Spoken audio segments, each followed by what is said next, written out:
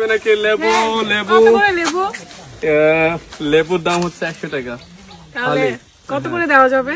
পাহাড়ি সুন্দরী মেয়েদের জন্য ফ্রি। ও আচ্ছা, ঠিক আছে, দেন তাহলে, সব দিয়ে দেন।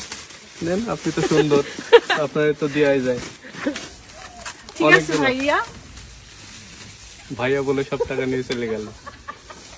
টানা 6-7 দিন ট্যুর শেষে বাসায় ফিরে আসলাম। আমার মেয়েটাকে দেখার জন্য জানটা ছটফট করছিল। যেহেতু আমার মেয়ের স্কুল রয়েছে, তাই তাকে নিয়ে সব জায়গায় এখন যেতে পারছি না। এদিকে ভাবি ঘাস থেকে ফুল তুলে আমার জন্য গহনা বানিয়ে দিল। কক্সবাজার থেকে চিটাগাং, চিটাগাং থেকে ঢাকা, ঢাকা টু রাজশাহী, এভাবেই আমরা এসেছি। এছাড়াও আমার বাপের বাড়ি এবং শ্বশুর বাড়ির জন্য অনেক মিষ্টি নিয়েছি। জীবনের প্রথমবার যমুনা সেতুতে আমি ড্রাইভ করলাম। যমুনা ব্রিজ থেকে রাজশাহী পর্যন্ত আমি ড্রাইভ করে আসছি। আসসালামু আলাইকুম, কি অবস্থা সবার, কেমন আছেন? কক্সবাজার থেকে রাজশাহীর উদ্দেশ্যে রওনা হই, বাট আমরা চিন্তা করি ঢাকাতে নামবো, বাট আমাদের চিন্তার বাহিরেও কিন্তু অনেক প্ল্যান করে রাখে মহান আল্লাহ তাআলা। চট্টগ্রামে নেমেছিলাম আমাদের শ্রদ্ধেয় বড় ভাই রনি ভাইয়ার বাড়িতে। ভোরবেলা এসেছি, এসে সবাই ঘুম দিয়েছি। ঘুম থেকে উঠে আমি তো দৌড়ে বেড়াচ্ছিলাম, কারণ ভাইয়ার বাড়ি হচ্ছে পাহাড়ি এলাকায়, আশেপাশে এত সুন্দর। এই কারণে আমাদের 5 দিনের ট্যুর আরো 6-7 দিন লেগে গেছে। এদিকে ভাবি ঘাস থেকে ফুল তুলে আমার জন্য গহনা বানিয়েছে। এটা দেখে আমার এত ভালো লাগছিল। আমাকে এত হাসি খুশি দেখলেও আমার ভেতরে যে কত কষ্ট হচ্ছে সেটা শুধু আমি জানি, আমার মেয়েটাকে দেখার জন্য।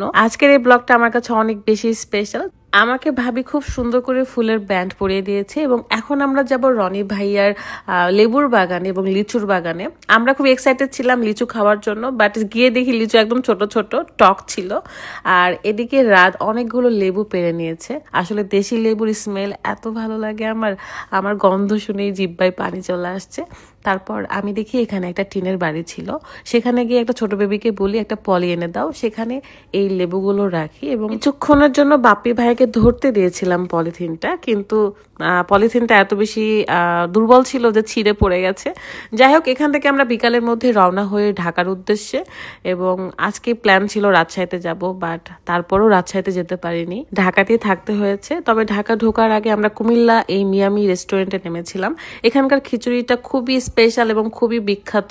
এই প্রথমবার আমি মিয়ামিতে এসেছি। কুমিল্লার মিয়ামি রেস্টুরেন্টের অনেক সুনাম শুনেছিলাম। আমরা সবাই মিলে খিচুড়ি খাবো এখন, গরুর মাংসের খিচুড়ি। এবং এই যে আমাদের রনি ভাইয়া, এত ক্ষুধা লাগছে, তার মধ্যে এত সুন্দর ডেকোরেশন করে খিচুড়ি রাখছে। ভাই, খাবো না দেখবো বলেন তো? খাওয়া দাওয়া শেষ করে আমি দেখলাম অনেকগুলো মিষ্টির আইটেম ছিল। দেন ভাবলাম আমার শ্বশুর বাড়ি এবং আমার আব্বুর জন্য কিছু মিষ্টি নিয়ে যাই। লেটুস পাতা ছিল, তাই ভাবলাম খিচুড়িটা আমি খাই। যদিও বা বাপ্পি ভাইকে দেখছিলাম এভাবে খেতে, তাই খাচ্ছি আমি। তারপর রনি ভাইয়া আমাদের কাছ থেকে বিদায় নিয়ে চলে যায়, ভাইয়ার অন্য কাজ আছে। সো আমরা সবাই এখন মিষ্টি কিনে ফাহিম ভাইয়ের বাসায় যাব। ফাহিম ভাইয়ের বাসা থেকে আমাদের রাত্রেই রাজশাহীতে রওনা দেওয়ার কথা ছিল। দুর্ভাগ্যবশত সেই দিনও রওনা দিতে পারি নাই। পরের দিন সকালবেলা আমরা রওনা হয়েছি। আমার রিকোয়েস্টে রাত আমাকে যমুনা ব্রিজ থেকে ড্রাইভ করতে দিয়েছিল, যেহেতু অনেক লং ট্যুর, আর লং ট্যুরে পুরোটাই কিন্তু রাতই ড্রাইভ করেছে। এবার আমরা বেশ কয়েকটা গাড়ি নিয়ে কিন্তু গিয়েছিলাম। আজকে আমরা যে যার মতো আলাদা আলাদা হয়ে যাচ্ছি। অনেক মিস করবো এই ট্যুরটা এবং ট্যুরের সবাইকে মিস করব। বাসায় এসে একবেলা আগে আমার মেয়েটাকে আদর করেছি, তারপরে তাকে নিয়ে লাস ফার্মাতে যাব, মানে সুপার শপে।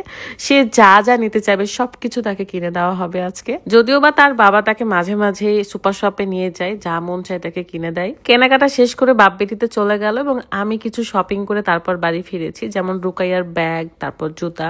রুকাইয়ার ব্যাগ আসলে চোরে চুরি করে নিয়ে গেছে আমাদের দোতলা থেকে, জানালা দিয়ে চুরি করে নিয়ে গেছে। আসলে আরো অনেক কিছুই নিয়ে গেছে, তার মধ্যে রুকাইয়ার ব্যাগও ছিল। জানি না আসলে সেটা কেন নিয়েছে ভাই। আমি তো আমার আব্বুকে অনেক মিস করছিলাম, আমি গ্রামের বাড়িতেও যাবো ভাবছি। সো আপনাদের সাথে নেক্সট ব্লগে দেখা হয়ে যাবে। আজকের মতো বিদায় নিচ্ছি, সবাই ভালো থাকবেন, সুস্থ থাকবেন, আল্লাহ হাফেজ, আসসালামু আলাইকুম।